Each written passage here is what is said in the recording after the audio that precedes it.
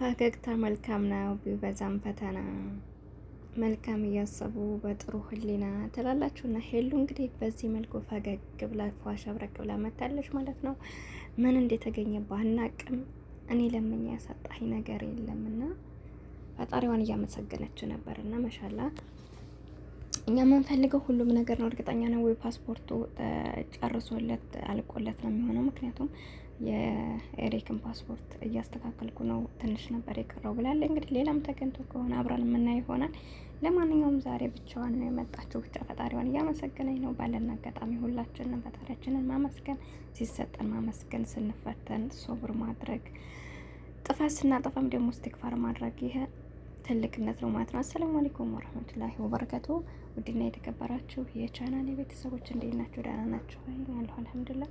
ለቻናሌ አዲስ ከሆናችሁ ላይክ፣ ሼር፣ ሰብ እያደረጋችሁ አበረታቱኝ። ከጎን ሆናችሁ ለምታበረታቱኝ ደግሞ ከልብ ነው የማመሰግነው። ሁላችሁም ክብር በሉልኝ። ከክፉ ነገር አላህ ይጠብቃችሁ። በስደት ዓለም ላይ ያላችሁ ሀሳባችሁ ተሳክቶላችሁ የራሳችሁን ህይወት እፎይ ብላችሁ የምትኖርበትን አላህ ይስጣችሁ። ምክንያቱም ሁላችንም ደክሞናል። ነገ ዛሬ እያልን አልሞላልን ብሎ የምንኖር በስደት ላይ በተስፋ ሻንጣ ረትበን ተመልሰን የምንቀመጥ ብዙ እህቶች አለንና አላህ ያሳካልና ከተብቃቃን ባለን ነገር መኖር እንችላለንና ብዙ ሰዎች ከኛ ያነሰ ምንም የሌላቸው ሰዎች ደስተኛ ሆነው ይኖራሉና አይምሯችንን አሳምነን ሀገር ገብተን የማንመለስበት ባለን ነገር የምንኖር አንዳንድ ጊዜ ሞትን ካላሰብነው ምንም አይነት ነገር ቢኖራችሁ በቃ አይበቃን። መብቃቃል ላልቻለ ሰው አይበቃውም። ለምሳሌ እዚህ ሀገር መተን ቦታ እንላል። ከቦታ ቤት ይባላል። ቤት ይሰራል። ቤት ከተሰራ በኋላ ደግሞ የቤት እቃ ትላላችሁ። የቤት እቃ ከተሟላ በኋላ የእጅ ትላላችሁ። ከእጅ ገንዘብ ደግሞ መኪና ትላላችሁ። አያችሁት አይደል? ፍላጎት ማለቂያ የለውም። እና አንዳንድ ጊዜ ባለን ነገር መብቃቃት ካቻልን ሁሉንም ነገር እየሰራ ማድረግ እንችላለን እላችኋለሁ ውዶችዬ። አላህ ልቦናችንን ሰፋ ያድርግልን። እወዳችኋለሁ፣ አከብራችኋለሁ። እና ሄሉሻ እንግዲህ እንደልኳችሁ እንደዚህ ፏ ሸብረቅ ብላ ነው እየመጣችሁ ፈጣሪዋን እያመሰገነች ነው። ሁላችንም ፈጣሪያችንን እናመስግን እላችኋለሁ። እንግዲህ ምን እንደተገኘ አላቅም።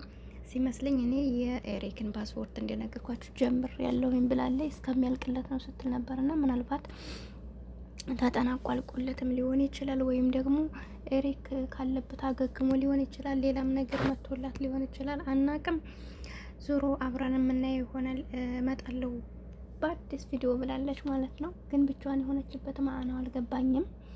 እና ለማንኛውም አላህ ይጠብቃችሁ በያላችሁበት ሁላችሁንም።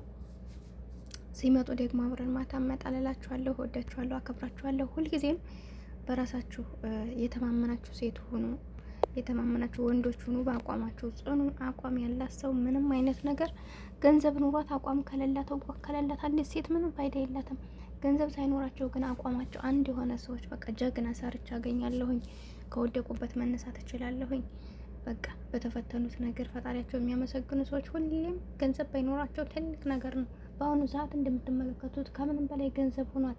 ድሮ ፍቅር ነበር የሚባለው፣ አሁን ላይ ግን ከፍቅርም በላይ ገንዘብ ሆኗል እና በጣም ከባድ ነው። ስለዚህ እንደዚህ አይነት ውስጥ ባለንበት ታይም ደግሞ አቋም ያላት ሴት ከሆነ ለሚመጣው አልሐምዱሊላህ የምትል ለተበላሸባትም ነገር እንደዛው ባያላትን ነገር በስነ ስርዓት የምትጠቀም ሴት ሁሌም ጀግና ናት ማለት ነውና ያን ይመስላል። ሁሌም አቋም ያላችሁ ሰዎች ሆኑ፣ ጠንክሩ። ለምትፈልጉት ነገር ወደ ኋላ አትበሉ። ማንም ሰው መስዋዕት ሳይከፍል ጥሩ ነገር አያገኝም እናላችኋለሁ ውዶቼ። እና ለማንኛውም ሄሉ ስትመጣ አብረን እንመጣለን። እስከዛ ቪዲዮ ላይክ እያደረጋችሁ በጉጉት እንደምትጠብቁ ተስፋ አደርጋለሁ። ላይክ አትርኩ።